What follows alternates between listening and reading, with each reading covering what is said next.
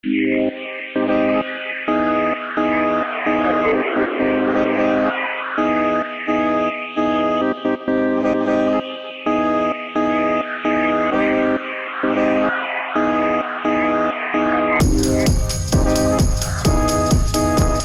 we're on to bar graphs today. As I said, we're doing, I think, 5 different types of graphs. So last time we did broken line graphs, and today we'll do bar graphs. I know you're familiar with those. Here's what we're talking about. Bar graphs use horizontal, that's like this one, right? Those are horizontal lines. Or vertical, that's probably more common, to display discrete data. To display what? Discrete data? All right, we need to take a moment here and describe what discrete data is and what continuous data is. Discrete data is data values that are distinct and can be counted. So, well, let me finish here. Also, intermediate values are not possible. Only whole numbers are possible. So, for example, if I wanted to know how many kids are in our Workplace 11 class, you're going to end up with a number like 14 or 17 or whatever. But you're not ending up with a number like 15.3. Okay? Even if someone walks in missing parts of their limbs and stuff, they're still complete human beings. We only count 1, 2, 3, 4, 5, like that. If we wanted to know how many flags I have in my classroom, quite a few, we would just start counting 1, 2, 3, 4, and that'd be it. It wouldn't be 1.7 or 3.9 or 7.5 or anything like that. Okay, so that's discrete data, and that's what bar graphs are used to show. Now, continuous data includes intermediate values, so fractions and decimals are possible. These are data values that are measured. So for example, if I want to know how tall the people in the class are, I might I might measure one of you and your height is 1.73 meters, and then I measure another one of you and it's 1.79 meters, and we could have any value is possible. Every value is possible up to a point. We're not having anyone who's 10 meters tall, but up to a certain point, all values are possible. If I want to know how much people weigh, then every value is possible. One person could be 160 pounds, someone could be 160.3, someone could be 160.8. Everything's possible.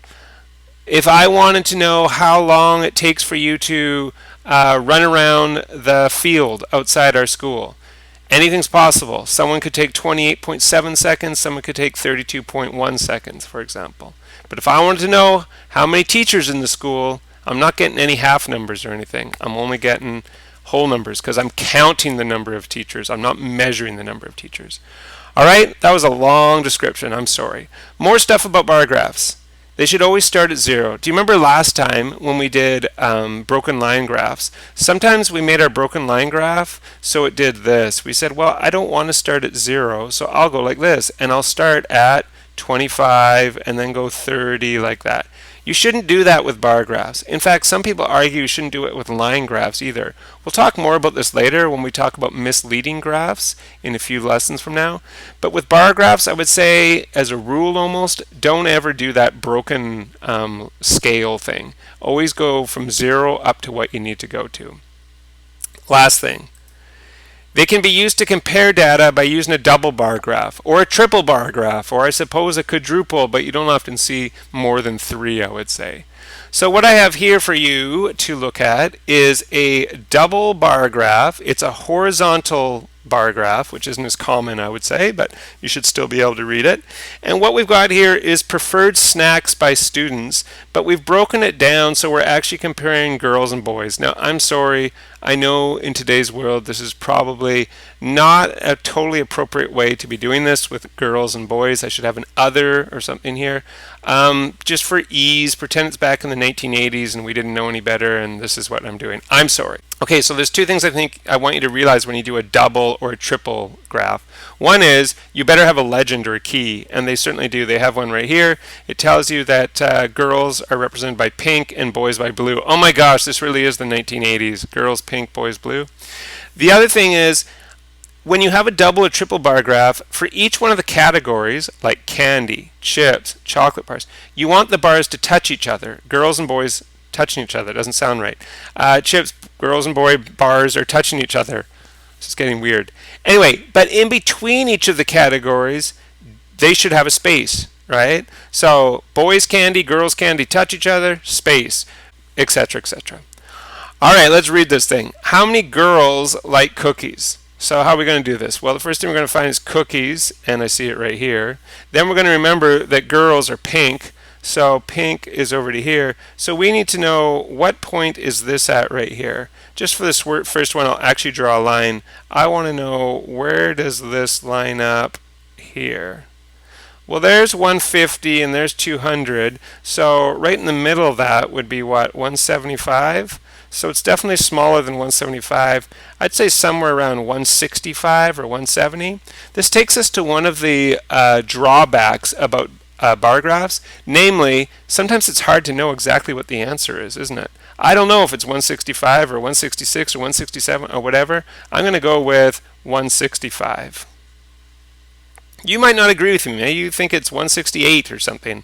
Okay, how many boys like candy? So where's our candy? Candy is the top one, and we're looking at boys this time. So that is right there. I like the line. I think I might continue using that.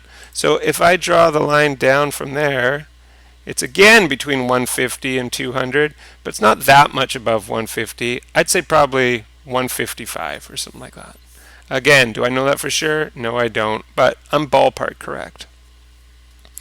Oftentimes with bar graphs, you're just trying to get trends, right? Oh, what do boys prefer more than girls? Boy, boys definitely prefer chips more. I don't know how many numbers that is, like exactly, but I can see for sure that boys prefer more chips than girls. Boys prefer more chocolate bars than girls. What's the one very surprising or very noticeable data point here? Do you see the one thing that kind of like, whoa, that's quite a difference. Look at the fruit. Come on, boys. Look at how many girls enjoy fruit and how few boys enjoy fruit. We're really going with the stereotypes in here. We've got our, wiser girls who are looking after their health more than the boys. Okay, how many kids like chips? How many kids like chips? Wait a minute, that would be boys and girls. So if we look at chips, which is right here, we have girls right there. What would you say? Between 200 and 250? Probably around 230. So I'm going to write that down for the girls, 230. And then we have our boys with chips, which is way out here. And where are we at with that? Well, it's between 250 and 300. 275 would be right in the middle. It's a little more than that. I'm going to go with 280. Might be a little more than that, but I'm going to go with 280. So 230 girls like chips, 280 boys like chips. What are we going to do now? We're going to add those together, and we get 510 kids like chips. Wow, how many people were a part of this survey? That's a lot of kids. Last one. How many more girls like fruit than boys? Oh, we're going with the fruit. This is the one I was shaming the boys about before. We need to get the girls and the boys and then see what the difference is. Well, girls is right on the line. That's beautiful. It's 250 for the girls. Way to go, ladies. For the boys, how many like fruit? Not a heck of a lot. For fruit, we go all the way down to here, right? Fruit right there. Looks like it's pretty much right in the middle of 100 and 150. I'm going to go with 125. I know it's probably more like 123 or something, but I'm going to go with 125.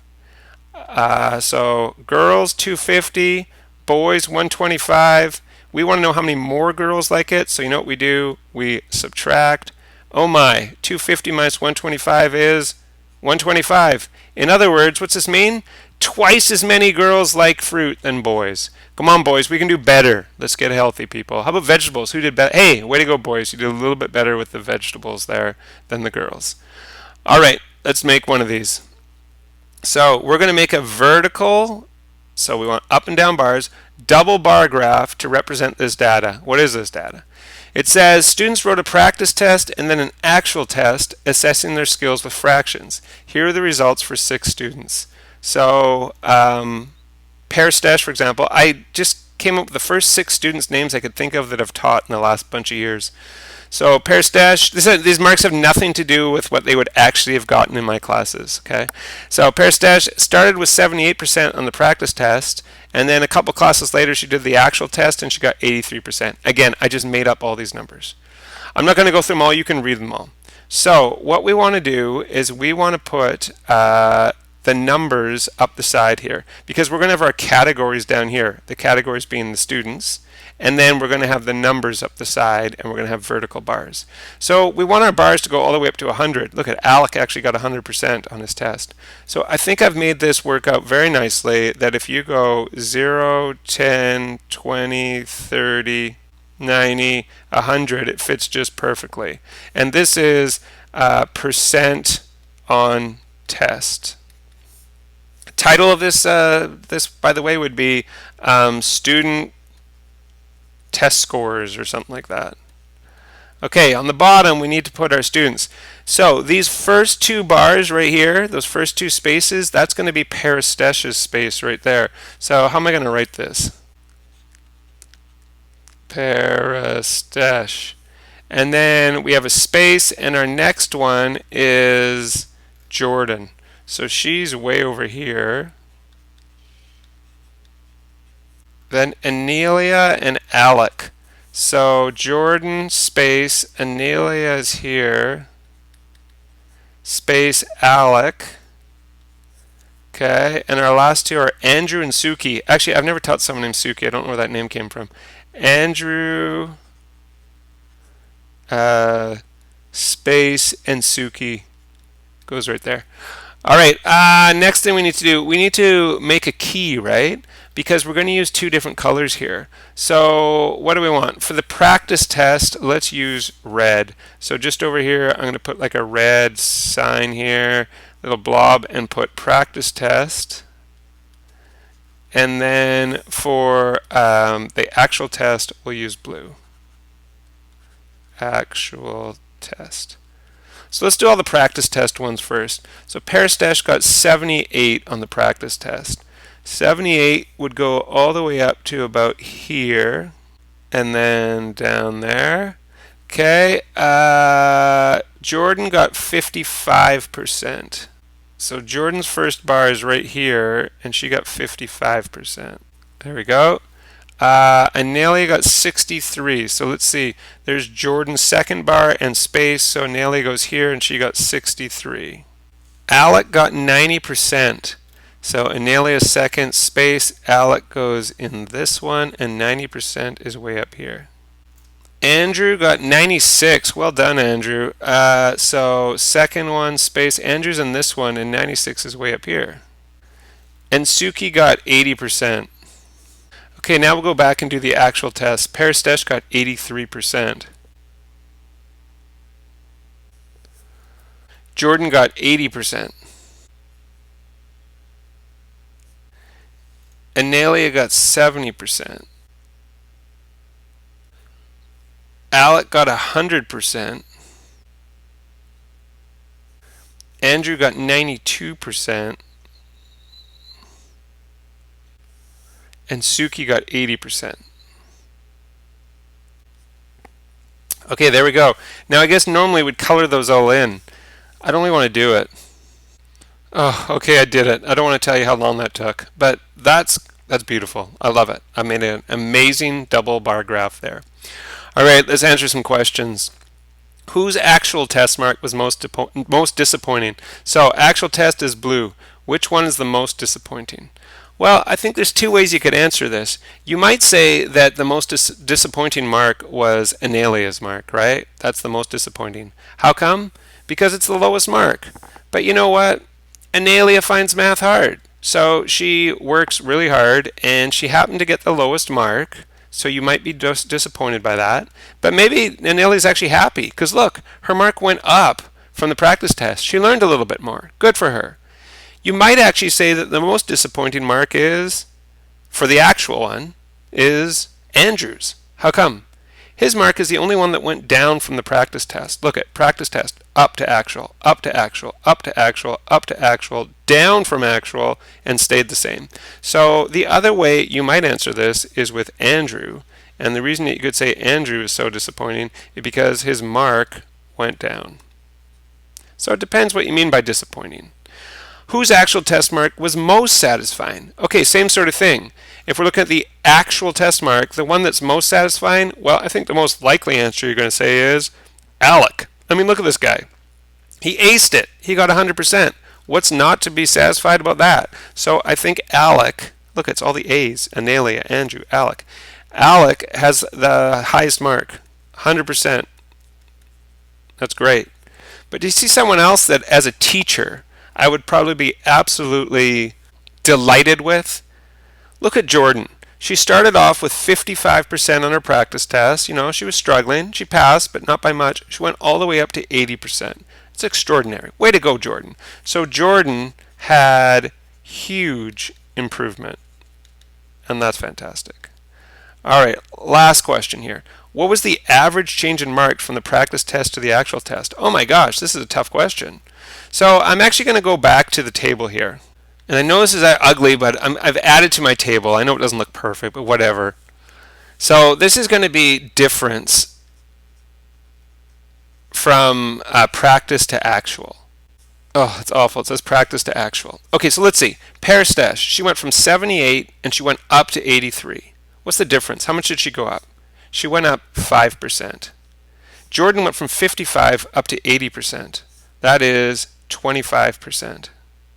Anelia went up from 63. She went from 63 to 70, so she went up 7%. Alec went from 90 to 100, which is 10%. Andrew went from 96 to 92. He went down 4%, so you're going to have to put -4 there. And Suki went from 80 to 80. Oh, no change. Poor Suki. So she has 0. Okay, we want to know what the average is of these numbers. You know how you get an average? You add them all up and divide by how many there are. Well, there are 6 of them. So I'm going to add together 5, 25, and 7. Let's try to remember all these numbers. 5 plus 25 plus 7 plus, my last 3 numbers are 10, -4, and 0. 10 plus -4 plus 0. And then I'm going to divide that answer by how many there are, and there are 6. So let's get our number on top. 5 and 25 is 30, plus 7 is 37, plus 10 is 47, plus -4, 47 plus -4 is 43, plus 0 is still 43. And we're going to divide that by 6. And if you divide 43 by 6, you get 7 with 1 left over. So it's 7.16666, basically 7.2%. The average increase in marks is 7.2%. As a teacher, I would say that's fairly worthwhile to do a practice test before the test to have people going up by that much. However, I got to talk to Andrew. What happened, man? Let's get going there. Maybe you had a bad day or something. Couldn't sleep last night or something. All right, everyone. That is bar graphs. Next day, we'll move on to histograms. Very similar.